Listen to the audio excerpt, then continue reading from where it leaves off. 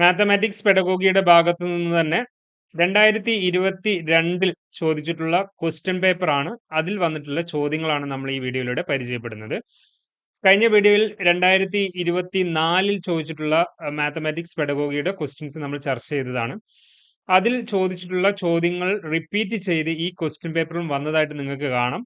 അപ്പോൾ ഇമ്പോർട്ടൻസ് ഉള്ളത് ഏത് ക്വസ്റ്റ്യൻസ് ആണെന്നുള്ളത് 2 ക്വസ്റ്റ്യൻ പേപ്പർ അനാലിസിസിലൂടെയും 2 ക്വസ്റ്റ്യൻ പേപ്പർ ഡിസ്കഷനിലൂടെയും നിങ്ങൾ മനസ്സിലാക്കിക്കൊണ്ട് തന്നെ വേണം പഠിച്ചെടുക്കാൻ എന്നുള്ളതാണ്.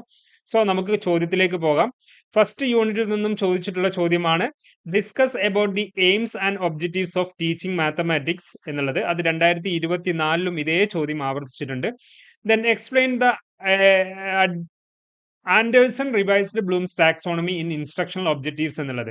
അതായത് 2024 ക്വസ്റ്റ്യൻ പേപ്പറിൽ ചോദിച്ചിട്ടുള്ള റിവൈസ്ഡ് ബ്ലൂംസ് ടാക്സോണമി എന്താണെന്നുള്ളതാണ്. ഈ റിവൈസ്ഡ് ബ്ലൂംസ് ടാക്സോണമി തന്നെയാണ് ഏതെന്ന് പറയുന്നത് ആൻഡേഴ്സൺസ് റിവൈസ്ഡ് ബ്ലൂംസ് ടാക്സോണമി എന്ന് പറയുന്നത്. അപ്പോൾ ഈ 2 ക്വസ്റ്റ്യൻ പേപ്പറും 2022 ക്വസ്റ്റ്യൻസും 2024 ആവർത്തിച്ചു എന്നുള്ളത് നിങ്ങൾ നോട്ട് ചെയ്ത് വെക്കുക. അപ്പോൾ വളരെ ഇമ്പോർട്ടൻ്റ് ഉള്ള ക്വസ്റ്റ്യൻസ് ആണ്. അപ്പോൾ ഇവയിൽ ഏതെങ്കിലും ഒന്ന് നിങ്ങൾ ആൻസർ ചെയ്താൽ മതി. ദെൻ സെക്കൻഡ് യൂണിറ്റ് എന്ന് പറയുന്നത് വാട്ട് ഈസ് മൈക്രോ ടീച്ചിങ്, അതും ആവർത്തിച്ചതാണ്. 2024 ചോദിച്ചതാണ്. Explain skills of introduction skill of closure four mathematics teaching. അപ്പോൾ ഇവിടെ മൈക്രോ ടീച്ചിങ് അത് സെപ്പറേറ്റ് ആയിട്ട് തന്നെ 2024 ചോദിച്ചു. Skill of introduction skill of closure അത് ഒറ്റ ചോദ്യമായിട്ടുമാണ് ചോദിച്ചിട്ടുള്ളത്. ഇവിടെ രണ്ടാമത്തെ യൂണിറ്റിൽ അഡീഷണൽ ആയിട്ട് ഒരു ചോദ്യം വന്നിട്ടുണ്ട്. അതെന്താണ്? Discuss about skill of non verbal ക്ലൂസും ദെൻ ആൻഡ് സ്കിൽ ഓഫ് റീഇൻഫോഴ്സ്മെന്റും of student participation for mathematics teaching എന്നുള്ളത്. അപ്പോൾ ടീച്ചിങ് സ്കിൽസിൽ ഒരു 4 സ്കില്ലുകൾ ഇവിടെ ഈ ഒരു ക്വസ്റ്റ്യൻ പേപ്പറിൽ കാണുന്നുണ്ട്. 1 skill of introduction, 2 skill of closure, 3 skill of non verbal clues, പിന്നെ 4 സ്കിൽ ഓഫ് റീഇൻഫോഴ്സ്മെന്റ്. പിന്നെ അതുകൂടാതെ മൈക്രോ ടീച്ചിങ് എന്താണെന്നുള്ളത് ചോദിച്ചു. മൈക്രോ ടീച്ചിങ് എസ് ആയിട്ട് തന്നെ പല ക്വസ്റ്റ്യൻസിലും ചോദിക്കുന്നുണ്ട്. അപ്പോൾ ഈ ഒരു 5 സ്കില്ലുകൾ നിങ്ങൾ അറ്റ്ലീസ്റ്റ് പഠിച്ചു വെക്കാൻ വേണ്ടി ശ്രമിക്കുക രണ്ടാമത്തെ യൂണിറ്റിൽ. ദെൻ തേർഡ് ക്വസ്റ്റ്യൻ ആണ് describe the components of lesson plan. അതും കഴിഞ്ഞ 2024 ക്വസ്റ്റ്യൻ പേപ്പറിൽ ചോദിച്ചതാണ്. എങ്ങനെയാണ് write lesson plan from 9th standard mathematics. ഒരു 9th സ്റ്റാൻഡേർഡിൽ ഒരു ടോപ്പിക് സെലക്ട് ചെയ്യും, അതിലൊരു ലെസൺ പ്ലാൻ തയ്യാറാക്കാനുമാണ് ഇവിടെ പറഞ്ഞിട്ടുള്ളത്. അതുകൂടാതെ തന്നെ ഈ കോമ്പണൻസുകൾ ഏതൊക്കെയെന്നുള്ളതും അവിടെ മെൻഷൻ ചെയ്യാനാണ് പറഞ്ഞിട്ടുള്ളത്. അപ്പോൾ 9th സ്റ്റാൻഡേർഡിലെ ഒരു ലെസൺ പ്ലാൻ നിങ്ങൾ തയ്യാറാക്കുക വഴി അത് ലെസൺ പ്ലാനിലെ കോമ്പണൻസുകൾ ഏതൊക്കെയെന്ന് നിങ്ങൾക്ക് അവിടെ ആൻസർ ചെയ്യാൻ കഴിയും. ദെൻ മൂന്നാമത്തെ യൂണിറ്റിൽ തന്നെ ആവർത്തിച്ച് ചോദിച്ചിട്ടുള്ള മറ്റൊരു ചോദ്യമാണ് explain the Herbartian steps for writing a lesson plan. അപ്പോൾ ലെസൺ പ്ലാൻ നിർബന്ധമായിട്ട് നിങ്ങൾ പഠിക്കുക. അത് 9th സ്റ്റാൻഡേർഡിൽ ഒരു ലെസൺ പ്ലാൻ തന്നെ നിങ്ങൾ പഠിച്ചാൽ മതി. അത് തന്നെ നിങ്ങൾ എഴുതി വെക്കാൻ വേണ്ടി ശ്രമിക്കുക. അല്ലെങ്കിൽ അതിനെ കേന്ദ്രീകരിച്ചുകൊണ്ട് നിങ്ങൾക്ക് ആൻസർ ചെയ്യാൻ പറ്റും. Then fourth question discuss the teaching centred instruction method of mathematics teaching. Teacher centred instruction method എന്താണെന്നുള്ളതാണ്. പല തവണ നിങ്ങളോട് പറഞ്ഞിട്ടുള്ളതാണ്, പല സബ്ജക്റ്റുകൾ ആവർത്തിച്ച് പറഞ്ഞിട്ടുള്ളതാണ്. എന്താണ് ടീച്ചർ സെന്റേർഡ് ഇൻസ്ട്രക്ഷൻ, എന്താണ് സ്റ്റുഡന്റ് സെന്റേർഡ് ഇൻസ്ട്രക്ഷൻ എന്നുള്ളത്. ദെൻ അടുത്ത ക്വസ്റ്റ്യൻ ആണ് explain advanced active learning method ALM, then active based learning method ABLM. ഇത് രണ്ടും സെപ്പറേറ്റ് ആയിട്ട് കൂടി ചോദിച്ചിട്ടുണ്ടോ? ALM SA ആയിട്ട് മാത്രം ചോദിച്ചു, ABLM ഷോർട്ട് ആൻസർ ആയിട്ടും ചോദിച്ചു. ഇവ രണ്ടും കൂടി ഒരുമിച്ചാണ് ഇവിടെ SA ആയിട്ട് ചോദിച്ചിട്ടുള്ളത് എന്നുള്ളതാണ്.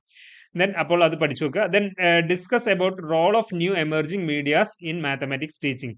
ഈ റോൾ ഓഫ് എമർജിംഗ് മീഡിയാസ് എന്നുള്ളത് അത് കഴിഞ്ഞ ക്വസ്റ്റ്യൻ പേപ്പറും 2024 ക്വസ്റ്റ്യൻ പേപ്പറും ചോദിച്ചിട്ടുണ്ട്. ഇത് നമ്മൾ ഡിസ്കസ് ചെയ്യുന്നത് 2022 then explain the scope of artificial intelligence. ഞാൻ കഴിഞ്ഞ 2024 ക്വസ്റ്റ്യൻ പേപ്പർ പറഞ്ഞപ്പോൾ നിങ്ങളോട് പറഞ്ഞിട്ടുണ്ട് ആർട്ടിഫിഷ്യൽ ഇന്റലിജൻസ് ഇമ്പോർട്ടൻ്റ് ആണെന്നുള്ളത്. അപ്പോൾ ആർട്ടിഫിഷ്യൽ ഇന്റലിജൻസിന്റെ സ്കോപ്പ് കൂടി ഇവിടെ നിങ്ങൾ ക്ലാസ് റൂം ടീച്ചിങ്ങിൽ ആർട്ടിഫിഷ്യൽ ഇന്റലിജൻസിന്റെ സ്കോപ്പ് കൂടി നിങ്ങൾ പഠിച്ചു വെക്കുക. അപ്പോൾ അങ്ങനെ ടോട്ടൽ 10 ക്വസ്റ്റ്യൻസ് ഇവിടെയും ആവർത്തിച്ചിട്ടുണ്ട്. പക്ഷേ 2024 ഡിസ്കസ് ചെയ്തപ്പോൾ അതിലും ആവർത്തിച്ച് വന്നിട്ടുള്ളതാണ്.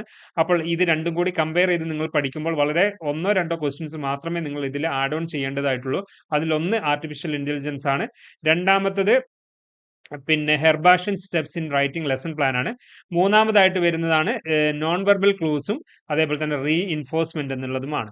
അപ്പോൾ ഇത്രയും മാത്രം ഈ 3 ക്വസ്റ്റ്യൻസ് മാത്രമാണ് ആഡ് ഓൺ ചെയ്യേണ്ടതായിട്ടുള്ളത്. 2024 നിങ്ങൾ പഠിച്ചു കഴിഞ്ഞവരാണെങ്കിൽ ആഡ് ഓൺ ചെയ്യേണ്ടത് ഈ 3 ക്വസ്റ്റ്യൻസും കൂടി മാത്രമാണ്. ബാക്കിയെല്ലാം നമ്മൾ 2024ലും ചർച്ച ചെയ്ത ഭാഗങ്ങൾ തന്നെയാണ്. ഇനി ഇവിടെ ഷോർട്ട് ആൻസർ നോക്കുക. 2022ലെ മാത്തമാറ്റിക്സ് പെഡഗോഗിയിലെ ഷോർട്ട് ആൻസർ നോക്കുക.